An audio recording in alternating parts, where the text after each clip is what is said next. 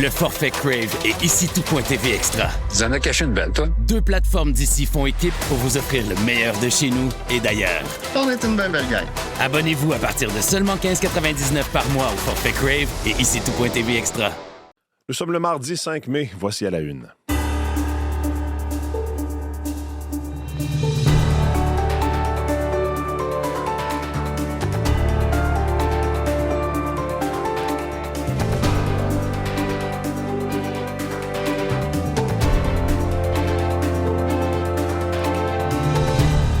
Bonjour, bon mardi, bienvenue à l'émission, bienvenue à la une. Mathieu Bellumeur au microphone, j'espère que vous allez bien. Merci donc d'être avec nous ce matin, encore une fois, pour commencer cette journée qui sera entre autres marquée par cette nouvelle session parlementaire à l'Assemblée nationale au Québec. Il y aura d'ailleurs un discours d'ouverture de la nouvelle première ministre Christine Fréchette pour parler des grandes orientations de cette session. Déjà, il y a des demandes des partis d'opposition.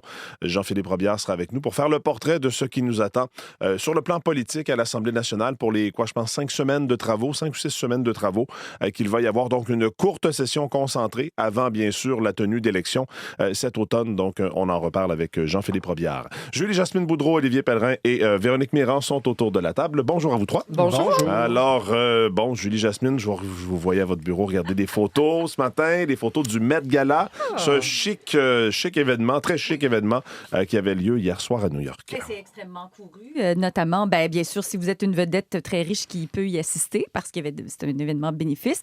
Et ça fait toujours énormément jaser. Et cette année, le thème, c'était l'art du costume. Alors, ils ont tous respecté le thème. OK, alors vous nous décrirez ça tantôt. Il y a un petit peu de contestation quand même cette année. Absolument. On le surnomme le Met Gala de Bezos. OK. Donc, je vous expliquerai parce que Jeff Bezos est derrière. C'est un des plus grands contributeurs cette année à ce gala. D'ailleurs, ça fait pas l'affaire de tous. On a décidé effectivement de ne pas y aller. On va y revenir un peu plus tard. Parlons des prévisions de la météo. Ça va être doux aujourd'hui, Mme Méran. Oui, quand même. Déjà, à cette heure-ci, 13 degrés à Montréal. Donc, ça se prend relativement bien. 17, 20 degrés. Un 20 degrés qui va s'en aller jusqu'en Gaspésie, quand même. Donc, de la douceur, oui. Mais évidemment, ça n'arrive pas tout seul, cette douceur-là. On aura un front qui va passer cet après-midi et ça va engendrer quelques averses, quelques orages. D'ici là, ce matin, nuageux, éclaircis, timide, les éclaircies, mais quand même, il pourrait y en avoir. Probabilité d'averse 40 %. Ça veut dire que c'est impossible qu'il y ait une gouttelette avant midi, mais de façon plus structurée. C'est cet après-midi que ça se passe, avec des averses, un risque d'orage tout le long de la vallée du Saint-Laurent. C'est un front froid qui va passer. Donc, secteur chaud aujourd'hui, 17-20 degrés pour la majorité des secteurs. Température à la baisse pour demain, plus du 8 à 10 degrés. Alors, demain, sous la grisaille, avec des averses résiduelles qui vont s'accrocher à peu près jusqu'en mi-journée. 8 à 10 au thermomètre. On retrouvera un peu de soleil jeudi. Un ciel assez variable ou nuageux avec éclaircies. Des températures de l'ordre de 12 à 14 degrés. Sinon, pour les secteurs de l'Abitibi, je vous dirais que le ciel deviendra variable cet après-midi. Le maximum, c'est 8 aujourd'hui. Donc, le front est passé de ce côté. Le Saguenay, le Lac-Saint-Jean, le Bas-Saint-Laurent, la Gaspésie, la Côte-Nord, c'est plus en après-midi, soirée que ça va se passer, les précipitations. Il faut mentionner les vents aussi. C'est vrai, je ne l'ai pas mentionné. Les vents du sud-ouest, quand même modérés ce matin, mais plus forts au passage des averses et des orages. Donc, des rafales 50-70 km/h cet après-midi. C'est vrai pour le sud, le centre et tout l'est du Québec. 17-20 degrés dans l'est du Québec aussi. Sur la Côte-Nord, un petit peu plus frais. C'est du 8 à 10 aujourd'hui. Territoire ontarien, on y va avec un ciel nuageux dans l'ensemble. Portion plus fraîche vers Sudbury, secteur de Thunder Bay, 6 à 8 degrés. Toronto-Windsor, sous les averses avec un risque d'orage, mais c'est du 15 à 18. Même chose pour Ottawa. Ça se passera surtout cet après-midi dans le cas d'Ottawa. On maintient le soleil en place à Vancouver, 20, 25, mais il y a de la chaleur en Colombie-Britannique. Vous avez vu ça. On a atteint la trentaine de degrés dans le secteur de Layton, pas plus tard que samedi dernier. Ça se poursuit, cette chaleur-là. Dans les prairies, sinon, c'est un peu plus modeste. 13 à 15, Edmonton, Calgary, c'est du beau temps. 6 sur le sud de la Saskatchewan, 5 sur le sud du Manitoba. Un ciel variable ou nuageux avec éclaircies et des températures qui seront à la hausse dans les prochains jours. Quand même une belle séquence de beau temps pour l'ouest du pays. Merci beaucoup, Véronique. Bonne journée. Bonne journée. Alors, Olivier, au sport, on va se parler des 50e anniversaire des Jeux olympiques de Montréal. C'était en 1976. Et là, la Ville organise toutes sortes d'événements pour commémorer ce 50e-là. Commémorer le fait sportif, la petite révolution qu'auront été les Jeux olympiques pour le Canada, mais pour la Ville de Montréal de manière générale aussi, cette espèce espèce de rayonnement de la ville, ce message envoyé à la planète que Montréal existe, que Montréal est non seulement une métropole québécoise, canadienne, mais qu'elle joue aussi parmi les grands sur la scène internationale. Et c'est un peu ça qu'on veut ramener lors de ces commémorations cet été, avec plusieurs expositions qui seront mises de l'avant pour permettre aux gens de peut-être se remettre un peu les Jeux olympiques de Montréal en tête. On a beaucoup parlé du stade olympique qui, j'ai l'impression, occulte beaucoup ces Jeux olympiques de 76 qui ont amené les meilleurs athlètes au monde. Ici, à Montréal, on a eu droit à de grandes compétitions. On n'a qu'à rappeler, entre autres, Nadia Comaneci qui en avait mis plein la vue. Mais ça a été une petite révolution aussi pour la ville de Montréal parce que plusieurs installations qui, oui, ont changé de vocation, mais ont permis à certaines personnes de se mettre au sport. Donc, c'est ce qu'on veut mettre de l'avant cet été. On aura la chance aussi de visiter le stade, d'aller faire des petits tours à ce stade olympique qui devrait réouvrir en 2028. Donc, d'aller voir les coulisses de ce stade qui n'était pas prêt, il faut le dire, pour cette cérémonie d'ouverture, mais qui aura servi pour lancer justement ces Jeux. Et ça ramène peut-être aussi un peu d'ambition pour certaines personnes. Il y avait le comité olympique canadien qui était présent hier. Eric Miles, qui est chef du sport au comité olympique canadien, s'est fait poser la question. Oui, ça fait 50 ans pour les Jeux de Montréal, mais est-ce qu'on peut rêver à des Jeux olympiques en sol canadien au cours des 50 prochaines années? Voici sa réponse. Je crois que oui, ces célébrations-là sont importantes, mais de continuer à persévérer et à trouver notre place à l'international, que ce soit le retour des Jeux d'été ou des Jeux d'hiver au Canada, moi, je trouve que c'est essentiel pour notre pays. Puis on a notre place sur cette scène-là. C'est vrai que le Canada a organisé des Jeux olympiques dans le passé, pas seulement ceux de 76. Il y a aussi Calgary, il y a aussi Vancouver qui ont accueilli les Jeux olympiques. Et en terminant, Eric Miles présentait le nouveau modèle olympique. Donc, cette décentralisation souvent des sites sportifs, ces combinaisons aussi de villes qui peuvent organiser les Jeux olympiques pourraient peut-être mousser une candidature canadienne. Pourquoi pas Montréal et Toronto? Dans l'Ouest aussi, plusieurs installations sont disponibles. Donc, il y a un petit peu plus, on dirait un appétit un peu plus grand et de reparler des Jeux de Montréal. Mais peut-être que ça nous remet en appétit justement pour ces Jeux olympiques. Parlons de ce qui se passe à Toronto. Nouveau directeur général pour les Maple Leafs de Toronto. Ça n'a pas été de tout repos, cette présentation pour les dirigeants de l'équipe. J'ai envie de dire que c'est un peu à l'image de la saison. Ça n'a pas été de tout repos. Et c'est pas de tout repos à Toronto depuis un moment avec les insuccès des Maple Leafs de Toronto. Donc hier, il y avait présentation de John Chayka, directeur général maintenant des Maple Leafs, qui l'avait été aussi avec les Coyotes de l'Arizona. Un passage un peu contesté parce qu'il avait été mis à l'amende par la Ligue nationale de hockey parce qu'il s'était magasiné un poste alors qu'il était toujours à l'emploi des Coyotes. Et hier, certains journalistes et commentateurs ont remis un peu en question la crédibilité de John Chayka. Ça a été demandé même à Keith Pelly, qui est président du groupe propriétaire des Maple Leafs de Toronto. Il dit, moi, j'ai parlé à 20 personnes qui me disent que cette personne-là a pas sa place là. En fait, c'est quelqu'un qui a pas bonne réputation. Pourquoi vous avez pris cette décision? On a fait les entrevues, disait Keith Pelly, et c'est pas ce qui nous est venu aux oreilles. Donc, beaucoup de critiques. On questionne un peu peut-être ce qu'amènera Keith Pelly pour ces Maple Leafs de Toronto qui sont en déroute, qui cherchent un peu, point de vue leadership, quelle décision on prendra pour les joueurs. Donc, il y a encore beaucoup de chantiers chez les Maple Leafs de Toronto et certains commentateurs se demandent si John Chayka sera la bonne personne pour relancer cette équipe. Il y avait aussi Matt Sundin, la grande légende des Maple Leafs, qui était dans un rôle de conseiller. Il sera là justement pour épauler les jeunes et le développement. Mais ça n'a pas été de tout repos pour les Leafs hier. On pensait que ce serait parfois simple. Hier, ça a été compliqué pour eux. Même là, c'est compliqué. Ouais. Merci beaucoup, Olivier. Un plaisir. Bonne journée. Au revoir.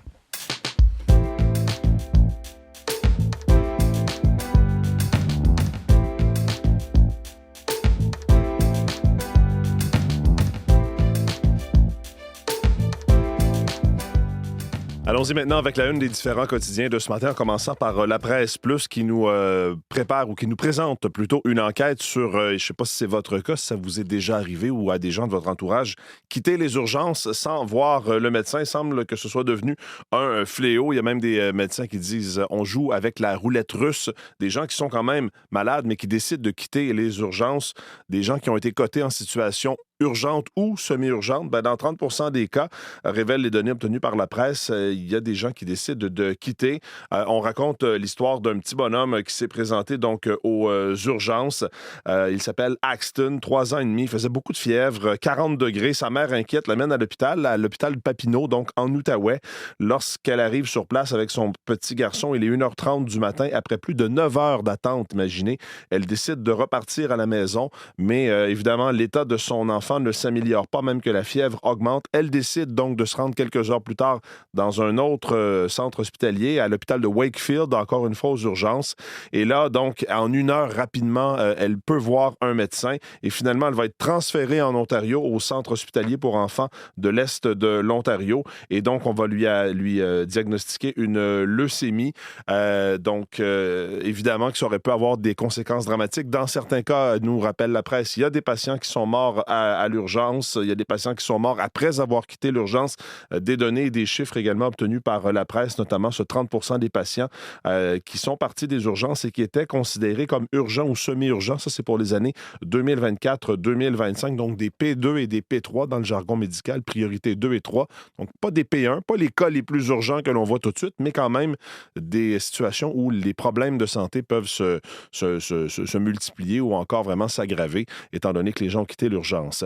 L'esprit de Trudeau, toujours à Ottawa, titre Le Devoir de ce matin. En avril, le chef conservateur Pierre Poilievre a battu le record du nombre de mentions de l'ex-premier ministre en Chambre. En fait, depuis le départ de Justin Trudeau, personne n'a parlé aussi souvent de lui dans l'enceinte de la Chambre des communes que le chef conservateur Pierre Poilievre au cours des derniers mois.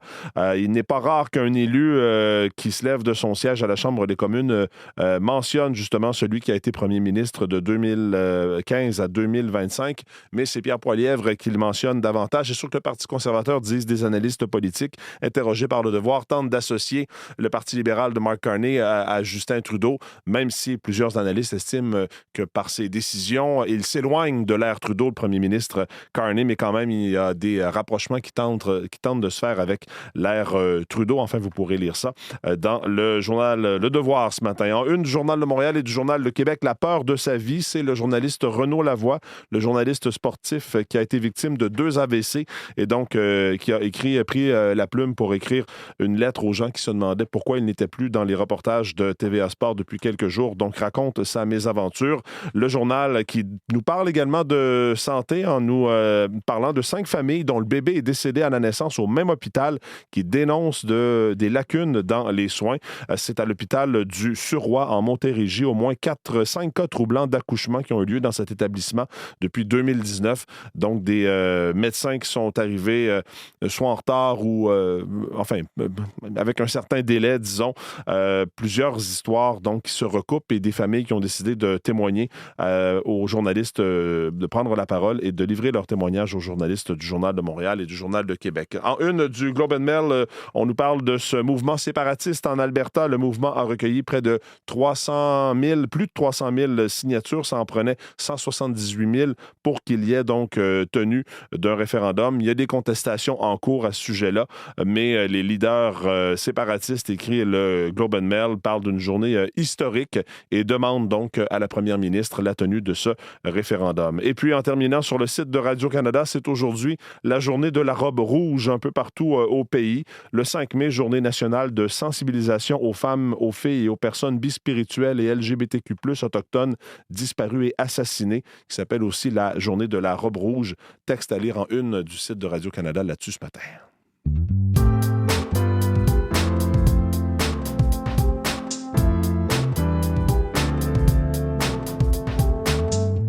Oui, ce qui va retenir l'attention aujourd'hui, rentrée parlementaire à Québec. Nouvelle session. Jean-Philippe Robillard est avec nous. Bonjour Jean-Philippe. Bonjour Mathieu. Oui, discours d'ouverture de Christine Fréchette un peu plus tard aujourd'hui pour lancer ses travaux parlementaires. Une nouvelle première ministre, donc, qui veut agir rapidement. Oui, parce qu'elle a peu le temps pour faire adopter ses différents projets de loi, pour se démarquer de l'ancien premier ministre François Legault et de son gouvernement également, parce que c'est une session parlementaire, Mathieu, de 5 semaines seulement, là, avant la pause estivale et les prochaines élections au Québec. Christine Fréchette, donc, il n'y a pas beaucoup de temps pour faire adopter ses priorités, pour faire adopter son programme politique. Et le chef du Parti libéral, Charles Milliard, lui, il s'attend à ce que la session, elle soit très chargée. On l'écoute. Le menu législatif pourrait être important, mais il n'y a que 15 à 20 jours là, en Chambre. Alors, il faudra être réaliste sur ce qui est possible. Mais il faut reconnaître là, que ce sera très, très court. Alors, je n'ai pas beaucoup d'attentes. Moi, ce que j'attends, comme tous les Québécois, c'est les prochaines élections en octobre prochain. Ouais, courte session. Donc, quels sont les projets ou les projets de loi que le gouvernement de Christine Fréchette veut déposer? Et il y en a plusieurs, Mathieu, sur la table. On s'attend à ce que le gouvernement Fréchette présente un projet de loi inspiré de la loi Clare en Angleterre pour permettre aux femmes... D'ailleurs, Mme Fréchette en a beaucoup parlé pendant la course à la direction du parti, donc pour permettre aux femmes d'avoir accès aux antécédents de violences conjugales d'un conjoint. Et ça, je vous dirais que c'est un projet de loi qui semble faire assez l'unanimité parmi les partis d'opposition à Québec. Je vous invite à écouter la chef de Québec solidaire, Ruba Gazal, suivie encore une fois du chef libéral, Charles Milliard. J'ai pas beaucoup d'attentes de la part du gouvernement sur le plan législatif puis les lois. Il y a beaucoup de lois qu'on va voter contre. La seule que j'attends, c'est la loi de Clare, que moi j'ai appelée Gabi Renault. J'en ai parlé la première en décembre dernier. Il faut qu'on protège les femmes. Moi, j'ai accueilli favorablement l'ouverture de la première ministre. Il faut qu'on travaille en collaboration. Nous, on a manifesté notre intérêt à supporter la loi de Clare, à supporter le P38 aussi pour les hospitalisations, qui est un autre projet de loi là, que va présenter le gouvernement de Christine Fréchette. Donc, le gouvernement va aussi déposer un projet de loi, Mathieu, sur le redécoupage de la carte électorale où on fera passer le nombre de sièges à l'Assemblée nationale de 125 à 127. Pourquoi? Pour protéger 2 circonscriptions, une dans la région de Montréal et une autre en Gaspésie. Il y a aussi le projet de loi qui a fait couler beaucoup d'encre, ce projet de loi du ministre Simon Jolin Barrette pour doter le Québec donc, d'une constitution. Ça, par contre, les libéraux, les solidaires, tout comme le Parti québécois, vont s'y opposer, sont contre, mais le chef du Parti conservateur, Éric Duhaime, lui, est pour. On l'écoute. Nous, on est favorable à une constitution du Québec. On a levé la main quand Mme Fréchette a dit que ça prenait au moins un parti d'opposition en faveur. Nous, on est en faveur de la constitution du Québec. On est des autonomistes. On a toujours dit que, d'ailleurs, on comprend pas que des partis souverainistes soient contre une constitution du Québec, mais ça, c'est un autre débat. Donc oui, on va collaborer pour essayer de faire adopter la loi numéro 1 de la constitution du Québec qui est à l'agenda du gouvernement. Et puis, il y a le chef du Parti québécois, Paul Saint-Pierre Plamondon, qui, lui, là, a écrit, Mathieu, a envoyé une lettre à la première ministre du Québec, Christine Fréchette, pour lui demander d'en faire plus, d'en faire davantage pour défendre les intérêts du Québec face au gouvernement fédéral. On va suivre cette session qui va commencer donc aujourd'hui. Merci beaucoup, Jean-Philippe. Merci, bonne journée.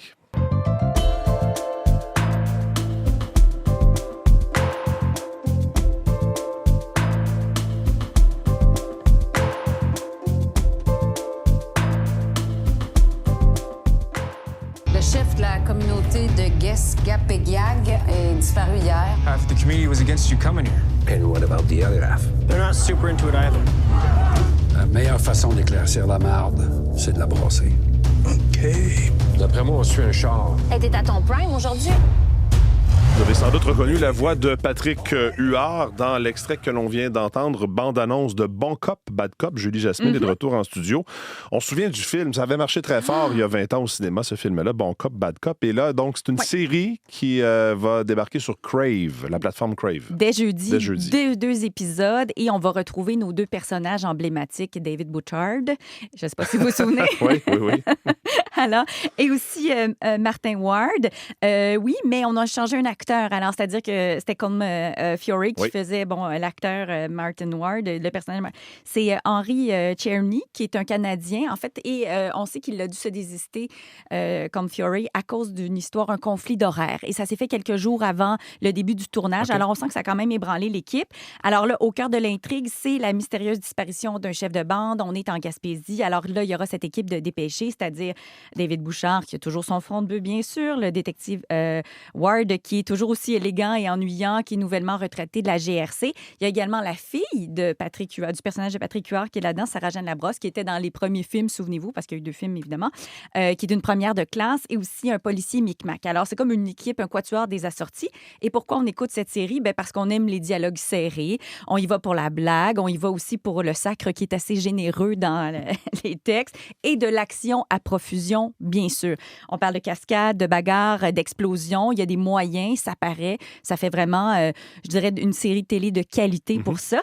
Et ce qu'on aimait beaucoup dans le premier, c'était les différences culturelles entre le Québec et l'Ontario, alors que là, on bifurque, je trouve, plus vers des enjeux contemporains, c'est-à-dire les tensions entre les Blancs et les Autochtones et surtout les blessures du passé, bien sûr, des Premières Nations, ce qui est un angle qui est assez intéressant.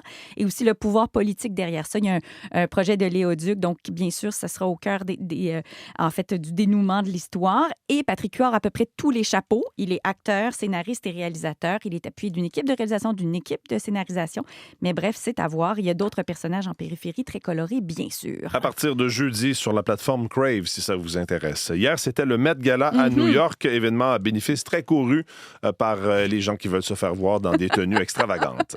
Et plus c'est extravagant, plus ça fait jaser. Oui, c'est ça. Et plus ça fait jaser, plus vous avez réussi. Alors, oui, donc on a vu Katy Perry avec une espèce de masque un peu d'escrime. Vous avez vu, ou si vous allez le voir, Bad Bunny en vieillard. Ça va se retrouver dans votre fil d'actualité aujourd'hui. Et l'autre chose qui fait jaser, surtout... On se demande des fois si c'est pas l'Halloween ou si c'est un gala chic. Si vous voyez avec des clowns, vous allez vous poser la question, je vous le confirme. Alors, Jeff Bezos et sa femme, Lauren Sanchez Bezos, sont les présidents d'honneur et les plus généreux donateurs de cette édition-ci. C'est ce qui fait beaucoup jaser parce qu'on reproche vraiment, en cette période d'incertitude économique, des conditions de travail aussi d'Amazon, l'étalage de cette richesse-là. Alors, il y a un appel au boycottage. Il y a plusieurs personnalités qui ont choisi de ne pas y aller, notamment le maire de New York, Zoran Mamdani, et aussi les actrices Meryl Streep et Zendaya. Mais je dirais que le directeur du musée a quand même dit, écoutez, ce n'est pas une vitrine pour Amazon, c'est une vitrine pour le programme du Met, bien sûr. Alors voilà, allez voir ça, c'est quand même assez divertissant. C'est un plaisir coupable, avouons-le. On parlait avec Olivier tantôt des 50 ans des Olympiques à Montréal en 1976. Il y a une chanson d'ailleurs officielle pour ce 50e anniversaire. C'est une chanson du rappeur Loud et elle s'appelle « D'où je viens ». Au cœur de l'Amérique française, là où la flamme n'a jamais flicker depuis 76. En hiver, faut la mettre en scène, c'est pour ça qu'on party outside, même à moins 35. Frequent flyer, ticket buyer, chaque week-end, je suis en visite ailleurs. De New York à Majorque à Tokyo, still can't wait till they take me home. Ça marche, c'est entraînant. Ce sera présenté dans un grand spectacle de variété gratuit à l'esplanade du Parc olympique le 1er août prochain. Alors, il va présenter sa chanson et Nadia Comaneci y sera. Alors... Still can't wait, comme dirait Loud. Merci beaucoup, Julie Jasmine. Bonne journée. Flambeau à la forme de la fleur de lys, puis peu importe où je vais, je vis à l'heure de l'Est, d'où je viens. Loud, donc, et cette chanson pour le 50e anniversaire des JO de Montréal. Marie-Michel Borduas, maintenant avec nous en studio. Bonjour, Marie-Michel. Bonjour, Mathieu. À surveiller aujourd'hui, entre autres, Mark Carney, qui va nommer la prochaine gouverneure générale. Parce que le mandat de Mary Simon tire à sa fin et selon nos informations, la personne qui va lui succéder sera une femme et saura s'exprimer en français et en anglais. Mary Simon, qui a été la première autochtone à accéder au poste de gouverneur général, a fait quand même l'objet de vives critiques tout au long de son mandat parce qu'elle ne s'exprimait pas en français. Elle a fait plus de 300 heures de cours, mais en vain. Québec solidaire, le Parti Québec solidaire qui s'inspire du maire de New York pour proposer une plateforme axée sur le coût de la vie. Ouais, la formation politique propose de créer un réseau d'épiceries sans but lucratif. C'est une mesure phare de Zoran Mamdani, politicien de la mouvance socialiste américaine, pour réduire la facture alimentaire des citoyens. Cet engagement-là de Québec solidaire, ça figure dans le cahier de propositions sur lequel les membres vont débattre en congrès plus tard cette semaine. Et puis, il y a l'Alberta qui a déposé une pétition pour l'indépendance de la province. Plus de 300 000 signatures au-delà du seuil minimal. Mais là, il y a évidemment ces chiffres qui vont devoir être validés par Élections Alberta. Merci beaucoup, Marie-Michel. Bonne journée. Voilà pour cette édition d'À la Une. Vos équipes du matin prennent le relais dans les prochaines secondes. Je vous souhaite une très belle journée. Au revoir. Le forfait Crave et ici tout.tv Extra. Tu en as caché une belle, toi? 2 plateformes d'ici font équipe pour vous offrir le meilleur de chez nous et d'ailleurs. On est une belle gueule. Abonnez-vous à partir de seulement 15,99 par mois au forfait Crave et ici tout.tv Extra.